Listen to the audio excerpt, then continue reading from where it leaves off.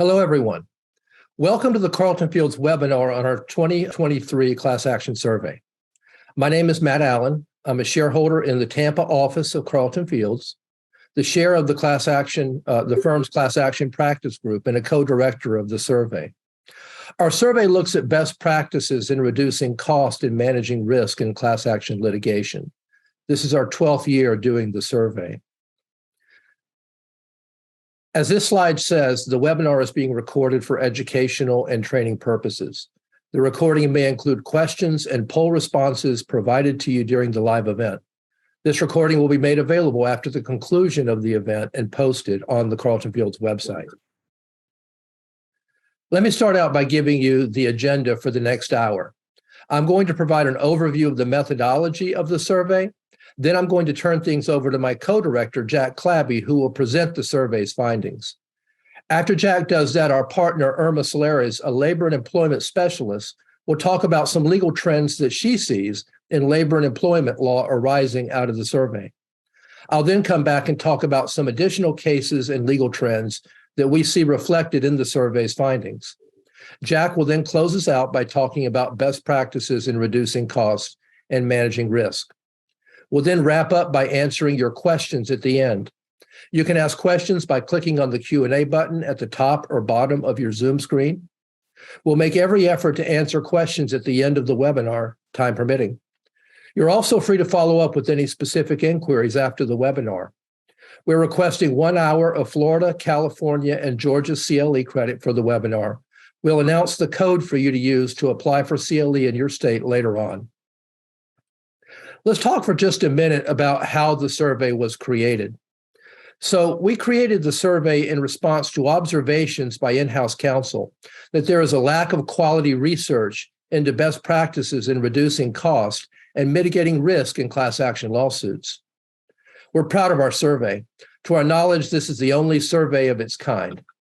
We designed the survey to be broad enough so that the results reported are meaningful and representative of what companies experience. And we think the results provide relevant and insightful benchmarking information. Who was interviewed?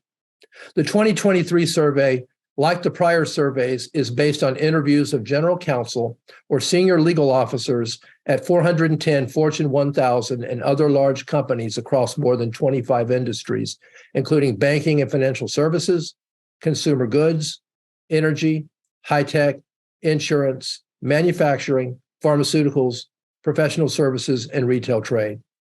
The surveyed companies had an average annual revenue of $23.7 billion and a median annual revenue of $14.1 billion. How are the interviews conducted? Carlton Fields retained an independent consulting firm to select the companies and conduct the interviews. The consulting firm provided back to us only aggregate data. Individual responses and company names are kept confidential. Now, as I mentioned, this is the 12th year of the survey.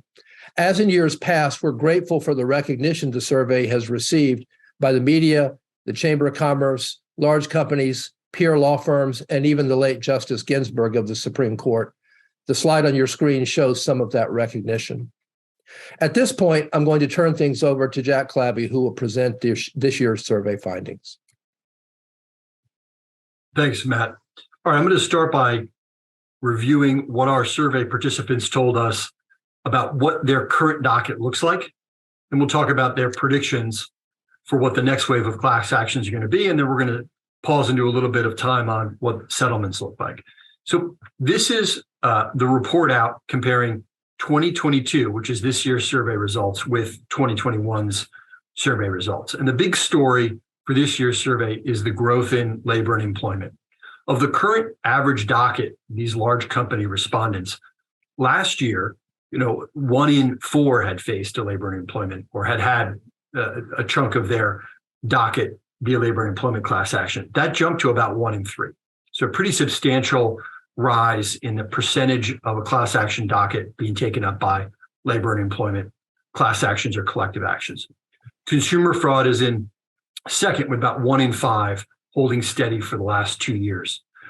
In terms of other outcomes, products liability did take a dip between last year and this year, but the story for this year really is about the rise in labor and employment as a percentage of open matters, even as the total matters increased year over year. Next slide. All right, this presents the 2022 data under matters, right? So this is the same data we showed for 2022 on the last slide, but it then provides the drill down on the spending. What we've seen in years previous has been certain types of class actions are more expensive than they are as a percentage of the overall docket. And so this year's survey findings are a little different. In prior years, securities and antitrust tend to be more expensive than they are as a percentage of matters, sort of reflecting the, for better or for worse, the premium that the defense of those matters may take on a company, given the existential risks they sometimes can present. That wasn't the case this year. Really, the story of the growth of labor and employment in 2022 was also reflecting on the spending side. Typically, we would see in our survey over the last 12 years, labor and employment spending being less than its percentage of total matter. And we saw that not the case this year. So again, that's telling us that not only are there more of these matters, but they're actually being more expensive in terms of the actual fees and costs to defend them. That may create an opportunity for outside counsel and inside counsel to look for cost savings on the defense of those matters. We're going to talk about some ways that they can do that. Next slide. All right, this is a bit of a drill down here in terms of what companies have faced labor and employment class actions in the past 5 years. So of the survey respondents, of which there are 410 this year, 3 out of 4 of them have faced them in the past year. Compare that in the past 5 years. Compare that to some of the prior years here. What's that saying? What's that saying is there were a fair amount of new labor and employment collective and class actions that were filed in 2022. And that the percentage now of companies that have faced these is very real and tangible, and it's 3 out of 4. Given those other numbers, and that there's still 1 out of 4 who have not faced them, I think those 1 out of 4, maybe they're deploying arbitration agreements with their employees or doing other techniques to avoid it. And if they're not, maybe they should be preparing to face one in the near future. That also means that then the average numbers that we're reporting are concentrated in a smaller group, than 100%. Next slide. All right, now what's next? So in addition to asking for a snapshot of the docket, we asked the survey respondents, what do they think is going to be the next wave? And about 1 out of 4 of them this year, consistent with last year, picked data privacy and cybersecurity. This has been a consistent sort of response that we've seen. And we're going to look at some other interesting data about the data privacy and cybersecurity. We also saw consumer fraud still being about the same number. The big jump and big change was you saw investment products almost double as a percentage, showing that the financial services sector is quite concerned about seeing products-based class action lawsuits being filed. Labor and employment dropped substantially. And the reason why we think it dropped substantially was because the wave of labor and employment class actions is here. It's not the next thing. It's the thing that's happening right now. All right, let's look at the next slide and put a marker down for that data privacy and cyber, and we'll come back to that in a second. All right, this is what's interesting, I think. This question asks, which of these types of class actions is the biggest risk to your company? And again, this is different than the share of open matters, and it's different than what our survey respondents are saying the next wave of class actions are going to be.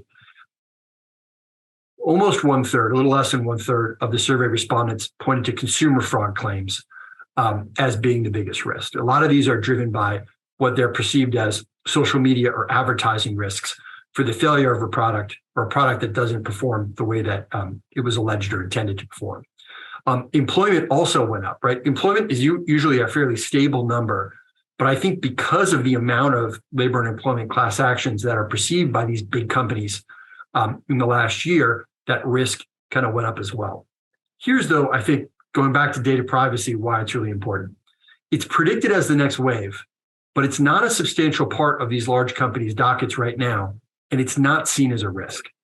And the survey respondents sort of explain this in the way they quantify it, right? Is the numbers are coming, they see lawsuits coming, but they feel like they have a good handle on it, both on a substantive defense and also in terms of pricing out what the risk would be to them and to the company. So although it is perceived as the next risk, as the next wave, it's not seen as a wave that's going to be particularly damaging to the company, given that now in-house counsel are fairly savvy on it. And if you're in-house counsel and you're not sort of up to speed on it, that's an area where your peers feel like they are, and an area where your investment in time and resources and kind of getting ready on that may be well spent. Next slide. All right, let's talk about another finding we had for settlements, because there were some big findings this year on settlements. Next slides. All right, last year, 2021, right, for the survey was a bonanza of settlements. There was a lot of clearing out of legacy matters that had sat during the early days of the pandemic. There was a lot of class level settlements, particularly for technical statutory violations and even for labor and employment. This year saw really the lowest level of percentage of open class actions that settled in the year. Less than half of them settled. So this is a number that's 47% of survey respondents saw the percentage of class actions settled. Very, very much down from last year. So let's look at the next slide and we'll drill into this a minute here. This is the percentage of those settlements, right? So of those matters that settled in 2022, what percentage of them were on an individual basis? This is a pretty big number, right? Almost half of the settlements that occurred were on an individual basis. I think there's probably two explanations for that. One is that if they included a decent percentage of labor and employment class actions and technical statutory violations, like let's say the TCPA, those types of cases can present a real opportunity to settle things on an individual basis. And the second, as we will explain, there was a real theme this year in the survey that in-house counsel felt that they were facing high risk from baseless class actions, right? We're not going to put a label on what those baseless class actions are now, but I think 6 out of 10 saw that as a high risk for their docket of class actions. As most folks know, a baseless class action is one where it really doesn't have legs either on the merits or particularly for a class certification.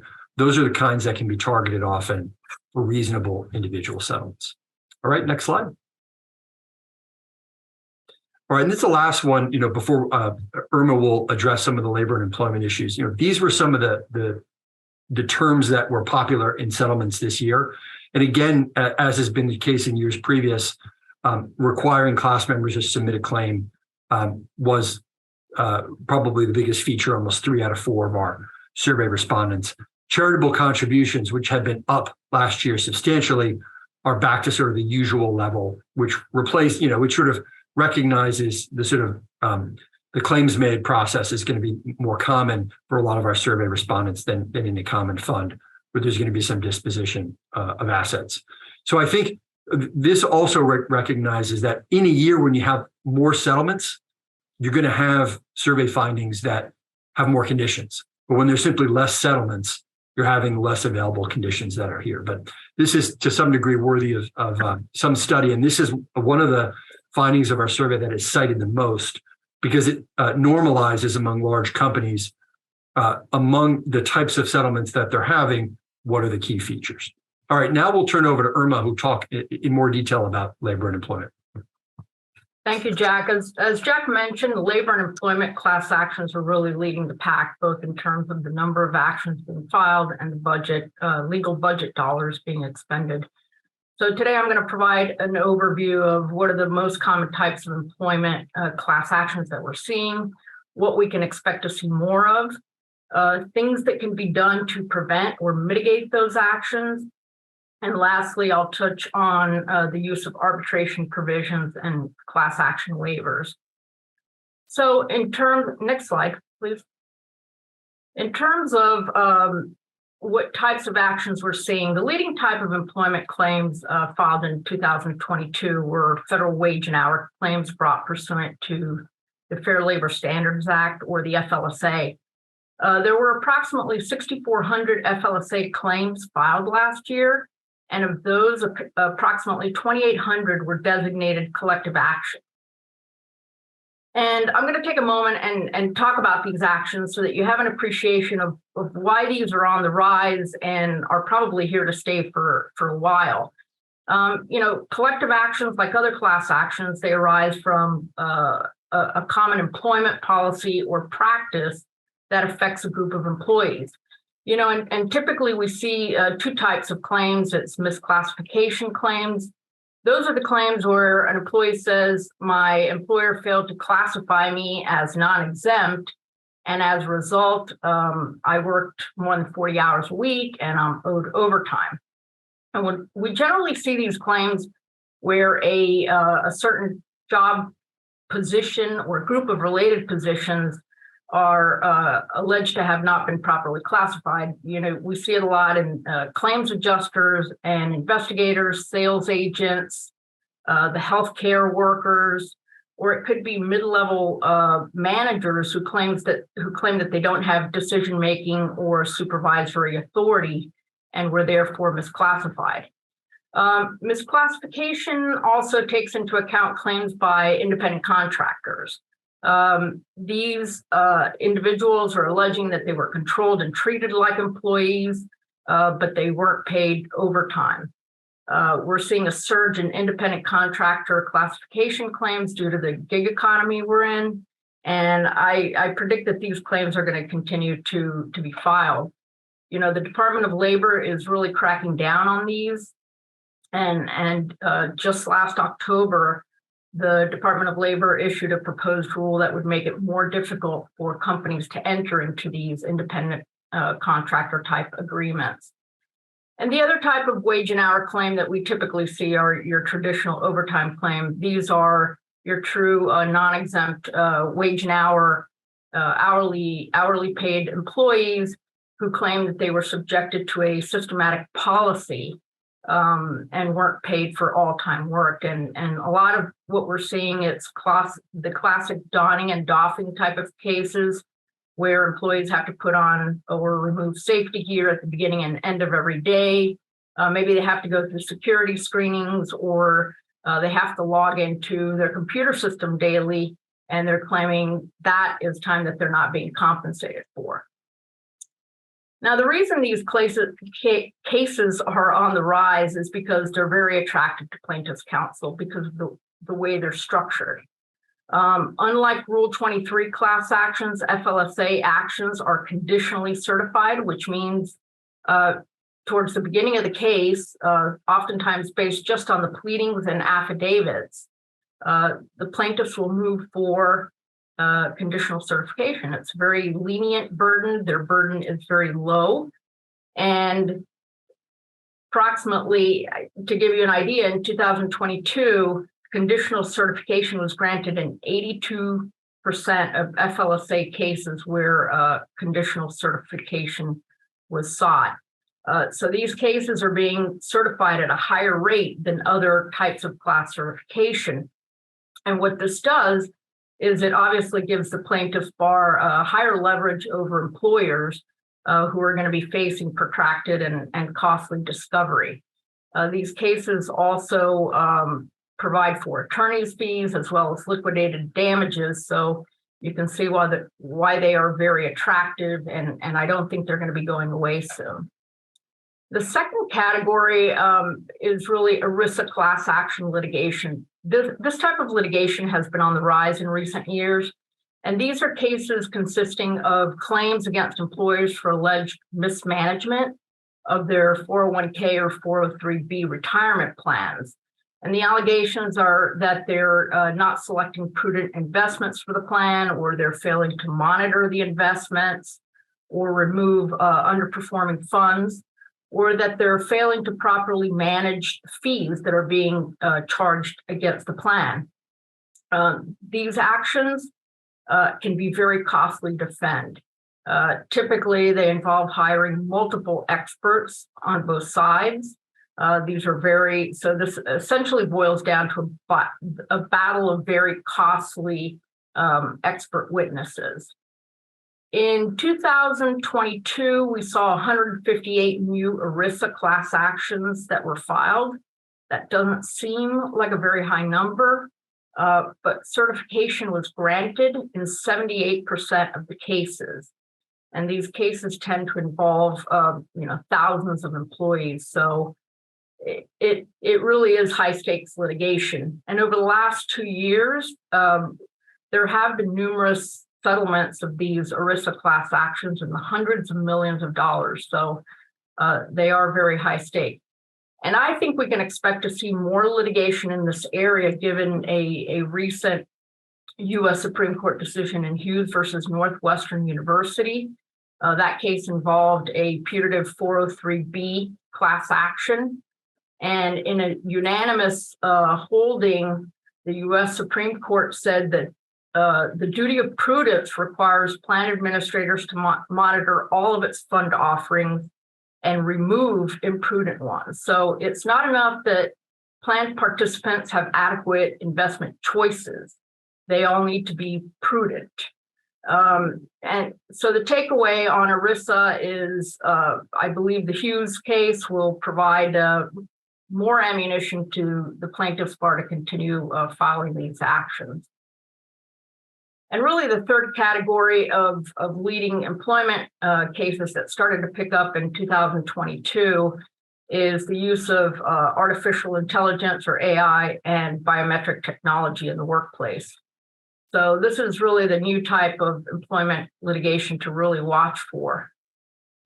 In May of 2022, the EEOC put out a technical assistance document addressing ways in which algorithmic and AI tools used in the workplace can violate the Americans with Disabilities Act, and how that technology can have a disparate impact on employees with disabilities. And more recently, on March 30th, we're talking 2 weeks ago, the EEOC promised guidance on the use of artificial intelligence in the workplace, calling it the new civil rights frontier. We've already seen several cases that were filed or decided last year involving the use of AI or biometric technology in the workplace. Really, most of these cases focused on the use of fingerprint scans or the use of hiring software that tended to screen out older job applicants. So again, AI is pervasive in our everyday lives and in our workplaces, and I think we can comfortably expect to see more of these cases in the future. Next slide, please. And next slide. So really, what can employers do to prevent these types of claims, and what are some of the defenses that can be raised? You know, when it comes to the FLSA claims, I think my biggest piece of advice is conduct regular audits of the position. This is very important. Too often we see job description does not match up to the actual, task that the employee is performing. And that disconnect is what often leads to these misclassification claims. The FLSA, there's a number of exemptions that are provided in the FLSA for overtime requirements. And these apply to executive or administrative positions, professional positions, highly compensated employees, outside salespeople. There's a number of exemptions. So it's really knowing how to apply those exemptions and making sure that they correspond to the job duties. The single biggest mistake that I see employers making is assuming that because you're paying a salary, that the employee is properly classified as exempt, and that's incorrect. There are several tests that need to be applied. One is the salary basis test, and the other is the duties test. So both need to be met. And really, it's these types of best practices, auditing, that will prevent the liquidated damages, and it can shorten the applicable statute of limitations for wage and hour claims. And the same applies for independent contractors. You really need to audit the positions and make sure that the individuals are meeting the test for independent contractors set out by the Department of Labor. You also want to make sure you have written overtime procedures requiring employees to record all the hours they work, but more importantly, you need to enforce these procedures and apply them consistently to all employees. And finally, training. Make sure that your HR staff is trained. Make sure that your managers are trained on the Fair Labor Standards Act and how to manage non-exempt employees. When it comes to ERISA, I would say don't get too complacent. You need to have a committee in place, and that committee needs to meet regularly, whether it's quarterly or semi-annually, and that it's exercising actual oversight and monitoring of the plan investments. Send out requests for proposal for record-keeping services every 2 to 3 years and compare those fees and make sure that you're really getting the best bargain for your plan. Because the best defense in these ERISA class actions is to show frequent monitoring of the investments. On the AI and biometric, if you're thinking of using these, technology like fingerprints or facial recognition or retinal scans, most important thing you can do is to have robust practices and policies. There has to be full transparency with the employees. What are you using the data for? How are you storing it? How are you going to delete it? And that's really been the theme behind the decisions that we saw coming out in 2022. If you're using software to screen job applicants, make sure you have that audited and tested by third-party vendors to make sure that the algorithms don't inherently bias or discriminate against any protected classes, whether it be disabled individuals or older workers. Lastly, I'm going to touch on the use of arbitration agreements, primarily in the employment context. Okay, next screen, please. Arbitration agreements, there's no question, they can be an effective tool for stemming class actions. But the data shows that there's a split on whether companies are actually using mandatory arbitration provisions. Most companies, about 47%, are using mandatory arbitration provisions that preclude class arbitration, whether it be in consumer contracts or in employment agreements. Approximately 30% of companies don't use any mandatory arbitration agreements. And about 23.5% use mandatory arbitration provisions, but they don't preclude class actions. And so that creates a situation where you have an arbitration and can have class arbitration or mass joinders. And personally, I think mass arbitration proceedings can end up being a lot more costly than class litigation. So unless you have those provisions in there, you're probably better off not even going to arbitration. Next slide. The survey results show that 42.6% or less than half of companies are using class action waivers in their contracts. These are also an effective risk management tool for avoiding class actions, but there's obviously concern, and a lot of this, centers on rolling these out, the practical impact of rolling these out if you're doing business in a number of states, state regulatory requirements. A lot of these waivers are governed by state law, so you're going to have defenses of unconscionability and contracts of adhesion and things of that nature. In the employment context, there's been some backlash about rolling out arbitration agreements or class action waivers to your existing class workforce. So that's another barrier to entry. But truthfully, despite the reluctance and pushback, courts are still enforcing properly drafted class action waivers. So I would encourage everyone to consider these as an effective tool for stemming class actions. Matt, I'll turn it over to you. Thanks. While Irma focused on, go on to the next slide if you would. While Irma focused on labor and employment, I want to spend a few minutes providing some commentary on some more general trends and case law developments that may be reflected in the survey's findings. Now, keep in mind, the survey provides insight into what corporate counsel at large companies are thinking, and the value of the survey is to act as a sort of peer review of how your colleagues at other companies are handling the same types of matters. But we also want to look at some legal trends that may inform some of the survey's findings. Let me turn now to consumer fraud. The term consumer fraud is a broad one, spanning claims involving such things as consumer privacy, alleged product malfunctions, purported misrepresentations in advertising or marketing of a product, and debt collection.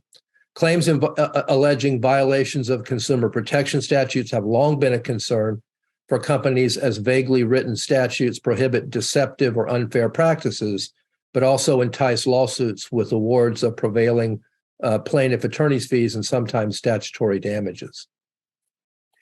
Now, as this slide shows, and Jack already alluded to, our survey shows that in 2022, 21% of companies are facing consumer fraud class actions, up from 19.6% in 2021. And as this slide shows, 21% of spending by in-house legal departments is also on consumer class action cases. By way of comparison, Lex Machina released a research report on March 30th showing that attorneys filed over 11,320 consumer lawsuits in 2022, which is the lowest number in a decade. Now, that number is not limited to class actions. That's all cases generally.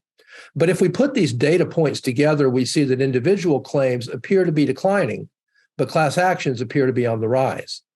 Interestingly, my home territory, the Middle District of Florida, was the most active district court from 2020 to 2022, with half of the top 10 most active judges handling consumer protection cases coming from that district.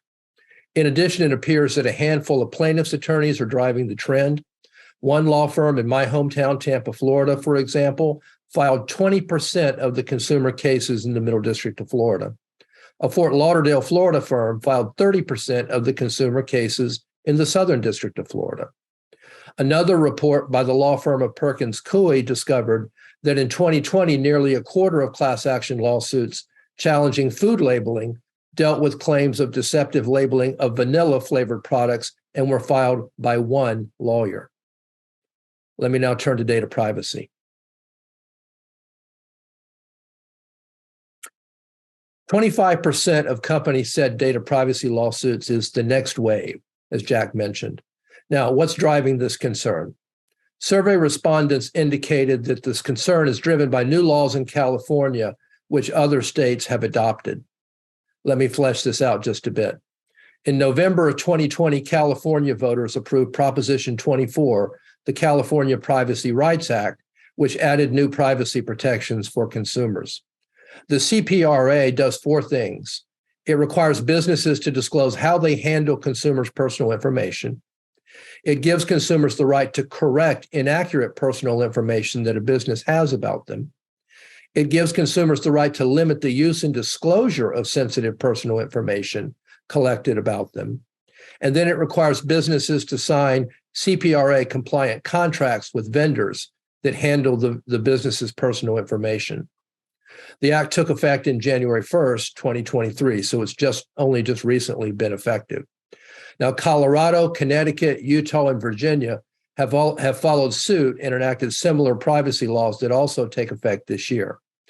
The expanded rights in these laws can be described in shorthand as the right to know what personal data of a consumer a company has, the right to access that data, a right to delete the data, a right to copy the data, and a right to opt out of targeted advertising, and a right to avoid discrimination for exercising one of these other rights. In addition, in June 2022, the Better Business Bureau National Program's Digital Advertising Accountability Program issued a compliance warning against the practice of inferring consumer consent for the collection of data from consumers' passive use of a product without proper warnings. The compliance warning asserted that both a clear and meaningful and prominent notice from the company and an action in response to that notice on the part of the consumer are required for consent. The Ninth Circuit also held in Yavier versus Assurance IQ the case that the California Invasion of Privacy Act required prior consent before a website can use session replay software after a recording has already begun. So following the Better Business Bureau warning and Ninth Circuit ruling, there was a marked increase in website browsing surveillance lawsuits, including class actions. It'll be interesting to see whether this data is picked up in the survey results next year. We recommend that companies review their website's terms of use and privacy policies and consider whether they're sufficient to provide notice and consent for the use, tracking, and disclosure of consumer actions or information. Let's go on now and talk about COVID-19 suits. The survey noted a significant decline in COVID-19 suits in 2022. They no longer appear at any measurable level after dipping below 10% last year. The decrease in COVID-19 suits is not surprising to me. It's been 2 years since the onset of the pandemic, and many of these cases simply ran their course. In addition, many of the insurance-based COVID-19 cases were business interruption cases, asserting that government shutdown orders, particularly in the spring, summer, and fall of 2020, caused businesses a covered business loss. The overwhelming majority of those cases failed at the outset based on the insurance policy language. Now, one of the things that we wanted to look at this year was the number of companies facing mass arbitrations. Mass arbitration occurs when a company faces a series of hundreds or even thousands of nearly identical single claimant arbitrations. A coordinating plaintiff's counsel usually files all these claims. And when this is done on a large scale, the company defending the arbitrations typically has a clause in the arbitration contract that says it'll pay the cost of arbitration. So when that's the case, you can imagine the pressure on the company to settle because of the large amount of filing fees the company will have to pay. And to make matters worse, in some states, such as California, the fee has to be paid within 30 days of the due date to avoid sanctions for failure to pay. Uber, for example, unsuccessfully sued the American Arbitration Association over excessive administrative fees in mass actions when it had to pay $91 million in fees to initiate 31,000 pending cases against it. Other companies facing recent mass arbitration decisions, arbitrations that were in the news, are Amazon, DoorDash, Postmates, and Intuit. Despite the splashy headlines, though, the survey reports that only 3.9% of companies have faced mass arbitrations. So this is not a trend, at least not yet. Companies concerned about this will want to consider mitigating the risk of mass arbitration. Some companies will want to include small claims options. Others may want to add clauses requiring threshold issues of arbitrability to be decided by a court rather than an arbitrator. Others may want to use ad hoc arbitration, requiring individual requests for arbitration, or consider batch arbitration, perhaps even reconsider mandatory arbitration provisions. Each of these options has its pros and cons, and the right approach will differ from company to company, but this is something that we'll definitely want to keep an eye on.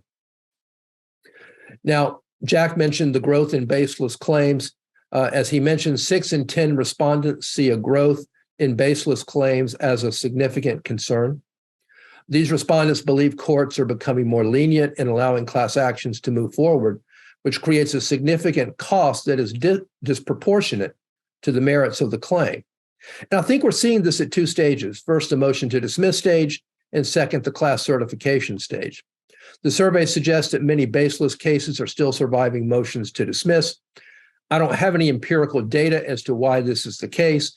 It may be that courts are getting used to the Twombly plausibility standard for motions to dismiss. It may be that plaintiffs are simply getting better at crafting complaints around that standard in order to get cases into discovery. Regardless, I do think many of these baseless cases are being settled as individual claims for nuisance value, and the survey data backs that up. Recipients reported, as Jack mentioned, that 46.2% of class action settlements were on an individual basis in 2022, up from 37.8% last year. But of course, many aren't, and that drives up the costs. Now, at the class certification stage, we seem to be moving back to the days before Rule 23F was enacted, which allows for appeals of class certification orders. Other than some extremely high-profile cases, the appellate courts are becoming increasingly stingy in allowing appeals of class certification orders. University of Toledo law professor Brian Lamon has done an empirical study of class action appeals. His research, published in the summer 2022 edition of the Journal of Appellate Practice and Process, shows that litigants filed over 850 petitions to appeal from 2013 to 2017, and appellate courts granted permission to appeal about a quarter of the time, 25%. And of the cases accepted, courts of appeal reached a plaintiff favorable outcome over 50% of the time. This 25% acceptance rate was down from 36% from 1998 to 2013. The fact that appellate courts are tightening up their standards for appeal of class certification decisions doesn't mean more cases, more class actions are going to trial. The vast majority of class actions do still settle, but it does mean that courts and litigants are aware that the certification decision is likely to be the last word on the issue, and there's no easy off-ramp on appeal. Before I wrap up my comments, let me turn to some defenses to class actions reflected in the survey. The survey predictably identified opposing class certification as the most successful defense. Most class action defendants oppose Rule 23A2 commonality and Rule 23B3 predominance. But a new trend is emerging, which is defending class actions on the basis of a lack of actual injury. Now, this trend started before the Supreme Court's 2021 decision in TransUnion versus Ramirez, but I do believe TransUnion accelerated it. The issue in that case was what constitutes injury for purposes of the Fair Credit Reporting Act. What TransUnion would do is they would do a credit check on consumers, and it would check the consumer's name against a Treasury Department database of terrorists. If a name was a match, TransUnion would place an alert on the credit report, and it didn't do anything to confirm the match other than submit the first and last name. As you can imagine, there were a bunch of false positives. So a class of 8,185 consumers filed suit. 1,853 class members had their misleading credit reports containing the terrorist alert provided to third parties. 6,332 class members did not. The Supreme Court ruled that those class members who had the misleading reports disclosed to third parties suffered injury for Article 3 standing purposes. But the class members who did not have their information disclosed did not suffer injury. It didn't matter that Congress had provided a cause of action for all the class members. The 6,332 class members whose credit reports were not provided may have suffered injury at law, but they didn't suffer injury in fact. It's important to acknowledge that the Supreme Court in TransUnion didn't rule on whether every class member must demonstrate standing before a court certifies a class. Now, some courts, go on to the next slide if you would, some courts had ruled to that effect before TransUnion. These courts ruled that classes that contain more than a de minimis number of class members who weren't injured can't be certified. Other courts ruled before and after TransUnion that only the named plaintiff needs to satisfy Article 3 standing at the class certification stage. But TransUnion made clear that every class member must have suffered Article 3 standing and concrete injury at some point before judgment is entered. This fact, that every class member must have suffered a concrete injury to recover at all, undoubtedly will make it more difficult for plaintiffs to get classes certified where the existence of real concrete injury is in fact questioned. Several courts, including the 11th Circuit in the Cordoba case, have ruled that the district court has to take into account in deciding Rule 23B3 predominance whether the standing inquiry is a common or individual question. If determining whether every member of the class suffered concrete injury is individualized, no class should be certified. Now, how far does this go? One panel of the 11th Circuit ruled in the Drazen case that when a class seeks certification for the sole purposes of a damages settlement, the court may require that the class definition be limited to those class members who have Article 3 standing. In that case, a TCPA case, the settlement class included consumers who received only a single text message from the defendant, even though prior 11th Circuit precedent made clear that a single unwanted text message was not sufficient to satisfy the concrete injury requirement of Article 3. So the court vacated the settlement because the class included uninjured members. On March 13th, however, the en banc court voted to vacate the panel decision and rehear the case en banc. So we'll see what happens. By the way, if you're interested in the standing issue as a matter of jurisprudence and you really want to nerd out on the issue, I commend to your reading Judge Kevin Newsom's concurrence in Sierra versus City of Hallandale Beach, Florida. The site is, it's not on the slide, but the site is 996 F 3rd 1110. Time doesn't allow me to go into details, but suffice it to say that Judge Newsom questioned the doctrinal foundation of the Supreme Court's current standing jurisprudence and discussed everything from the law of ancient Rome to current Supreme Court law in a very comprehensive and scholarly concurrence. So if you want to nerd out, read that. Let me talk quickly about early summary judgment. The second defense I want to mention is the fact that 64% of surveyed in-house counsel said early summary judgment is an effective defense. And this is interesting to me because the typical approach to litigating a class action is to litigate in distinct phases. Class cert first, then you go to the merits. And some defendants want to reverse this approach and file an early motion for summary judgment before the court decides whether to certify a class or not. You have to plot your course early on when you submit a case management report to the court. And which approach you advocate for depends, of course, on your view of the relative strengths and weaknesses of the class case versus the merits case. Obviously, as a matter of case assessment, it'll be important to get on top of this issue right at the outset. But one risk needs to be considered. What happens if both plaintiff and defendant move for summary judgment before class certification is decided? If judgment is entered in favor, go on to the next slide, please. If judgment is entered in favor of the defendant, the class issue is never reached, no problem. But what if judgment is entered in favor of the plaintiff? The usual approach of doing class first and then merits after bars potential class members from waiting on the sideline to see how the lawsuit turns out, and if a judgment for plaintiff is entered, intervening to take advantage of the judgment. But if a judgment is entered in favor of the plaintiff before class certification is adjudicated, at that point, there's a finding of liability already in place.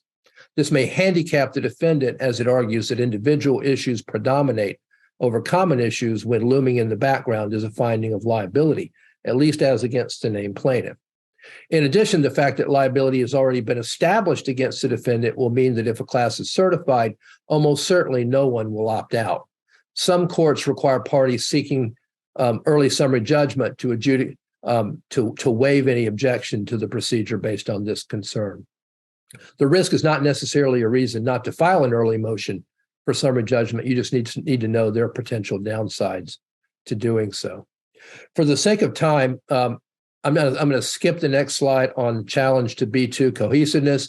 All I will say is go and read the panel decision of the Sixth Circuit in Hardwick versus 3M, where the panel accepted the appeal of a sweeping class that certified every individual subject to the laws of Ohio whose blood contained 0.05 parts per trillion of a group of chemicals called PFAS, which essentially is nearly all of 11.8 million residents in Ohio. It's a B2 class. The panel decision or the district court questioned whether B2 contains a cohesiveness requirement.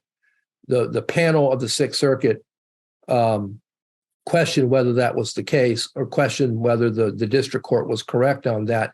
Six circuits have adopted a cohesiveness requirement. Only the Ninth Circuit disagrees with that. So we'll see what happens in that case. Let me move on just quickly to slide 50, please, or 51 on challenges to service fees. This is an update from last year. We mentioned last year in our webinar that the 11th Circuit ruled incentive payments are prohibited in that circuit whenever there's a settlement. And I'm talking about service fees or incentive payments to the class representative. In August 2022, go on to the next slide, please. In August 2022, the court denied a petition to reconsider that decision. The Second Circuit and the Ninth Circuit have weighed in and said incentive fees are perfectly fine. The First Circuit in December 2022 joined those courts. So there's a split. The 11th Circuit at this point is the outlier, saying incentive fees are prohibited. So with that, let me turn it back over to Jack. Thanks, Matt. All right, I'm going to put together an argument here for what I think is a real opportunity for in-house counsel and their outside lawyers to partner and come up with some cost savings. Let's look at the next slide. This is the average number of matters that each company had at the end of 2022 when our survey was, and their prediction for what 2023 is going to look like. Next slide. It's looking like a trend. After some dipping between 2019 and 2021, it looks like the average matters that are going to be carried is going up again. So it means that there's going to be more attention taken from both in-house and outside counsel on the defense side in these class action matters. All right, next slide. All right, this shows the breakdown of 2022 and prior years and the projected for 2023 of how many are existing matters being carried into the year, and then how many are going to be new matters that will be added as class actions in that year. So a relatively large number of existing matters is following the defendants into 2023. And that reflects the high number of matters that were filed, particularly the labor and employment matters we've discussed, as well as the absence of settlements at the sort of usual levels in 2022. So when you see new matters being filed and you see low settlement levels, that gives you a relatively high average number being carried between the years. So let's think about where we are. More matters being carried with a fair amount of carryover matters on the docket as these new matters are coming in. Next slide.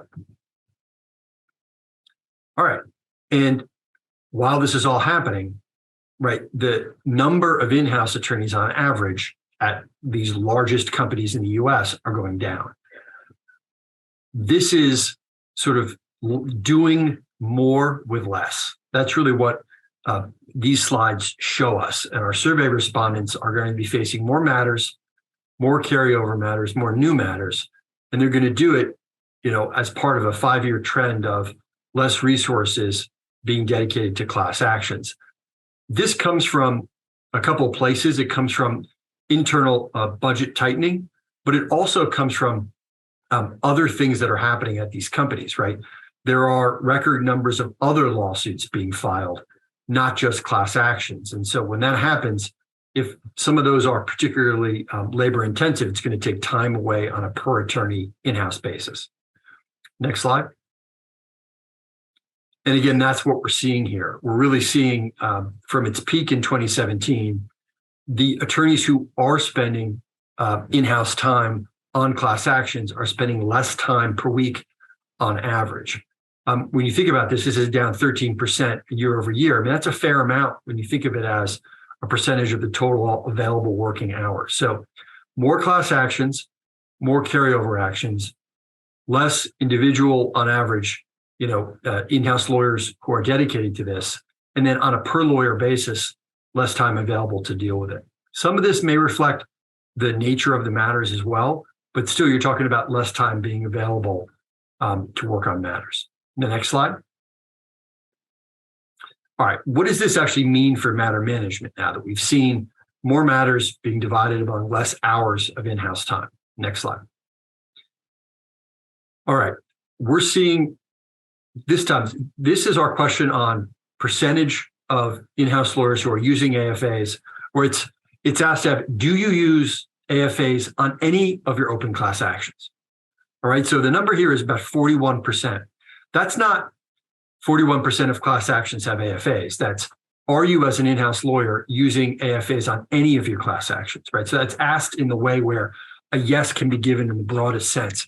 And so only about 41% of current in-house counsels responding to the survey are using an AFA on any of their open matters. That includes technical statutory violations and labor and employment matters, not just the sort of standalone matters like an antitrust matter or maybe a securities class action.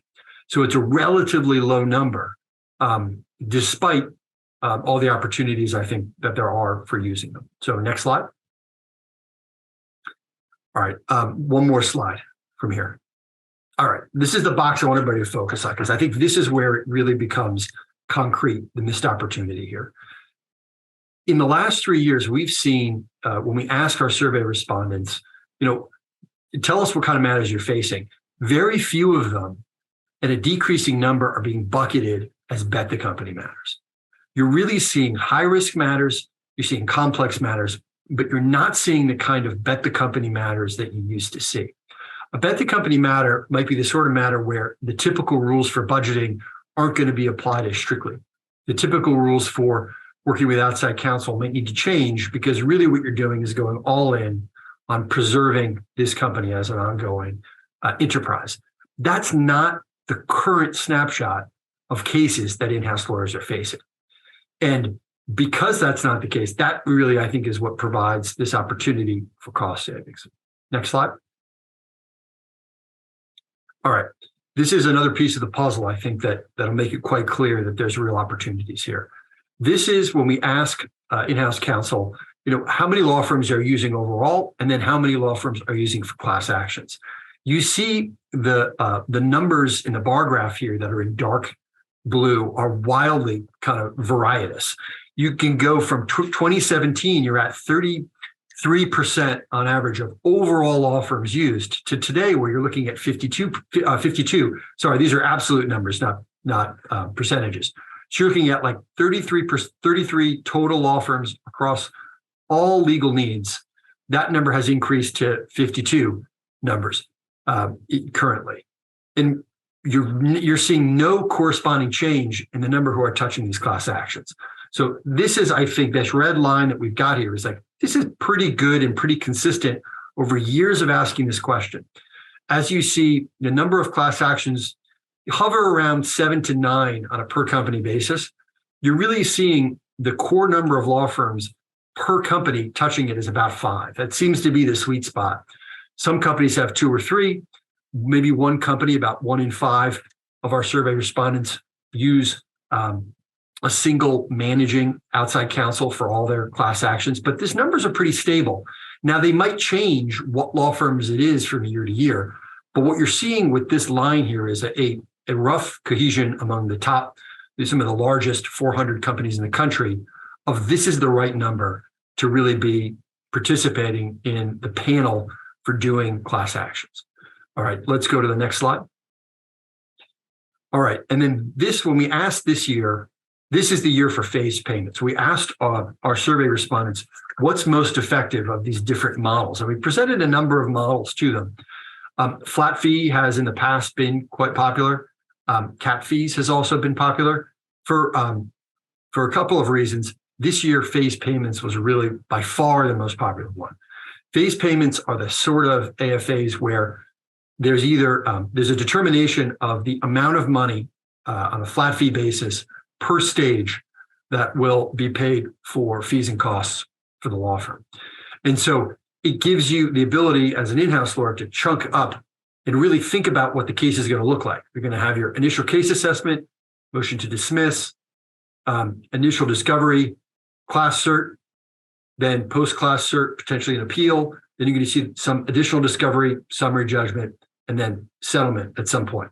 So you're really looking at well-defined cases. If you're looking at the sorts of cases we're talking about as being not bet the company, good outside lawyers and good inside lawyers have pretty good data on what these cases look like. And if the company has faced or a competitor has faced a similar claim, you have really good data. And you can do this sort of phased payment in a fair way so that a good thought goes into it and risk can be controlled on the part of the in-house team. Let's go to the next slide. So we do this. We ask so apart from the AFA, we ask what tool is the best to control costs? And these are the top 4.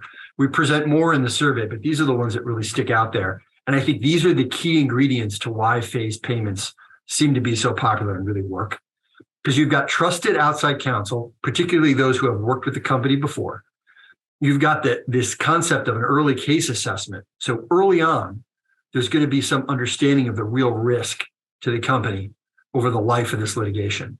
And you've got both outside lawyers and inside lawyers who are able to have a conversation over cost-benefit trade-offs. We don't need to spend every single dollar to defend every single part of the claim if it's not a bet the company matter and you have a pretty good sense of what's going to be determinative, not just something that's going to win. You want to win, but you want to win in a way that's case determinative, that's going to knock out the damages model. All right, let's see the next slide. These are some of the moderately effective or less effective techniques. And you saw this year a higher percentage being seen as moderately effective. I think there was some experimentation going on among in-house lawyers with other ways of saving money. And some of these also come into this idea that we're going to use fewer law firms, but we're going to watch them more closely. And I think that's, again, a model for a phased payment. Next slide. All right, so this pulls it all together. I think this is the recipe for why these phased payments really work. You're seeing more class actions, less in-house personnel, and less time to devote to those class actions. And the type of class actions aren't these all hands on deck bet the company. You've got TCPA violations, you've got labeling, you've got labor and employment cases. Cases that have pretty good data, pretty good track record, might be the second or third or fourth class action of the type this company's faced. And you might have even faced them with that outside counsel.